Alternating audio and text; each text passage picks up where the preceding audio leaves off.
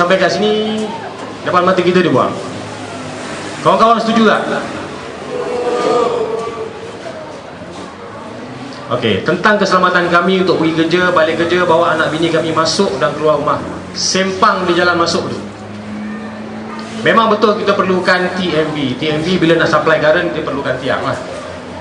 Tapi kalau kita masuk daripada Taman Rasna masuk ke taman ni, sudut corner tu agak-agak ngam tak untuk kita. Kami paling besar kita kami kat sini pun apa Vios God. Saya rasa kalau kita pakai Ford Tempo sangkut tu. Sepatut tiang tu dialihlah sikit. Buatlah jalan masuk kami tu lebar. Setahu saya jalan untuk kawasan perumahan 20 kaki. Jalan untuk main road tu 40 kaki, kecuali highway lah 80 kaki.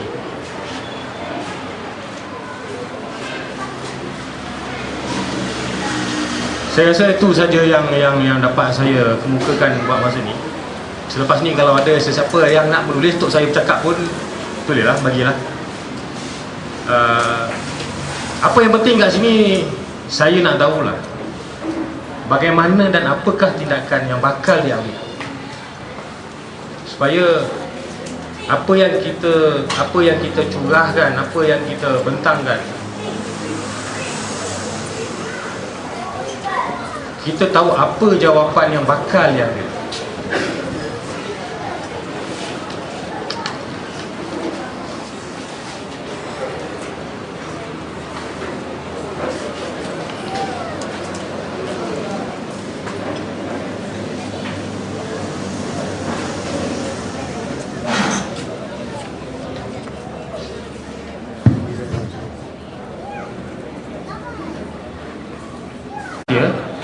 Dia punya ground beam selepas piling tu, apa yang dia akan buat ialah dia spray anti termite, anti anai-anai, dan di situ ada guarantee. Saya rasa ada 5 atau 10 tahun. Apa yang terjadi sekarang, beberapa buah rumah dah dimasuk anai-anai, dan bilik gerakan kami itu pun pintunya dah roboh makan dia anai-anai. Kawan kita ni dia kata bayaran penyelenggaraan terlalu mahal, minta dikurangkan daripada RM66 kepada RM30.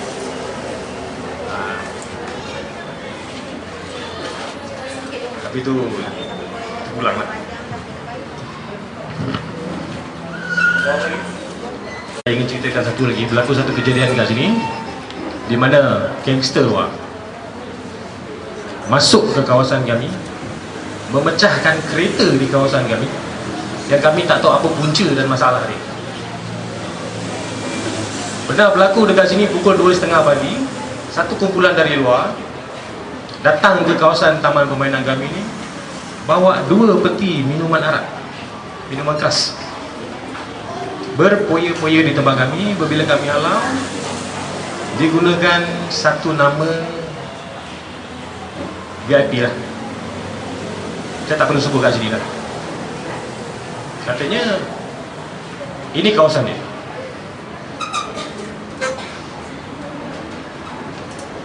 Saya harap benda tu jangan sampai kami dekat sini rasa. Ya, betul dekat plug ya. Saya ucapkan terima kasih lah atas semua soalan-soalan yang telah dikemukakan.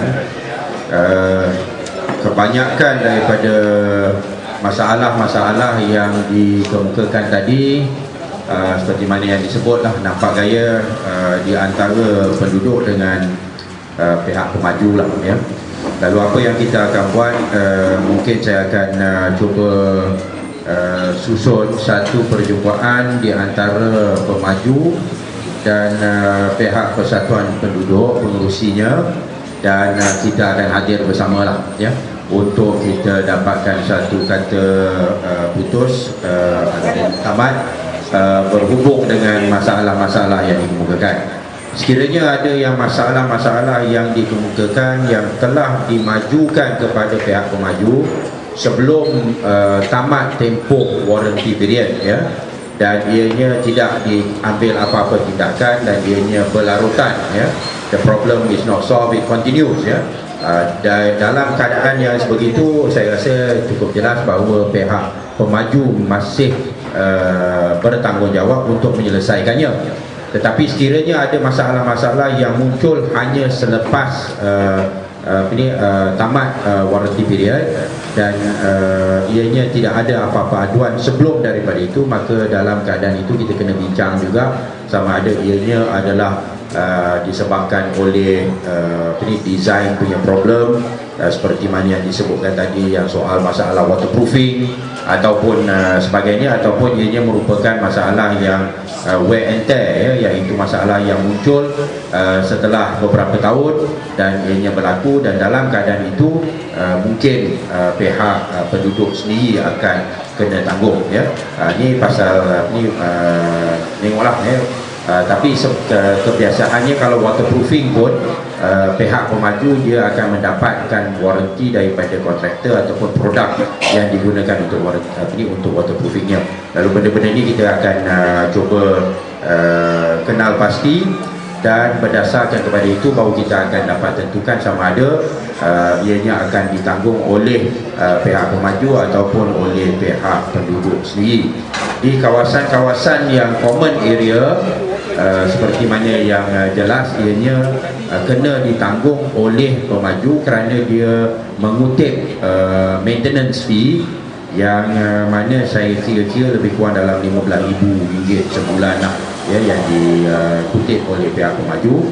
Dan dalam area-area yang common ini, sekiranya ianya adalah di bawah maintenance dia, maka dia kena jagalah, ya. Termasuklah macam soal kebocoran di luar dan sebagainya yang memang kebiasaannya akan dibiayai oleh maintenance punya company, ya. Begitu juga dengan masalah kebocoran di peringkat bumbung, ya, dan sebagainya, ya. Lalu benda ni saya rasa kebanyakan daripada isu-isu yang muncul yang ditimbulkan, apa yang kita akan lakukan ialah kita akan menjadi sebagai pihak orang tengah di antara pemaju dan juga penduduk, ya. Yang kedua, masalah di air, ya, air yang 20 meter padu, ya, bukan 20 liter, ya. 20 meter padu ni 20,000 liter, ya. 20 meter padu yang percuma, yang buat masa ini masalah rumah pangsa, rumah flat, apartmen yang masih menggunakan bulk meter, ya, masih tidak dapat diselesaikan kerana persoalan 20 meter padu percuma ini akan hanya dapat diselesaikan apabila setiap satu apartmen ataupun flat mempunyai meter terasing, ya, masing-masing, ya. Dan perkara ini sepatutnya diuruskan oleh pihak pemaju bersama dengan persatuan, dan di situ juga kita akan menjadi sebagai pihak tengah untuk menentukan bahawa pemaju telah pun menyerahkan permohonan, ya, kepada Syabas untuk memasangkan individual meter bagi setiap satu flat, ya. Lalu itu satu perkara yang merupakan masalah yang dihadapi bagi semua ataupun kebanyakan rumah-rumah flat ataupun apartmen yang menggunakan sistem bulk meter, dan kita dalam proses untuk nak selesaikan, ya, ataupun nak selaraskan daripada semua blok, ya. Lalu kiranya dalam pertemuan dengan pemaju kita akan cek apakah statusnya lah, ya, berhubung dengan masalah meter untuk setiap satu area, ya. Dari segi masalah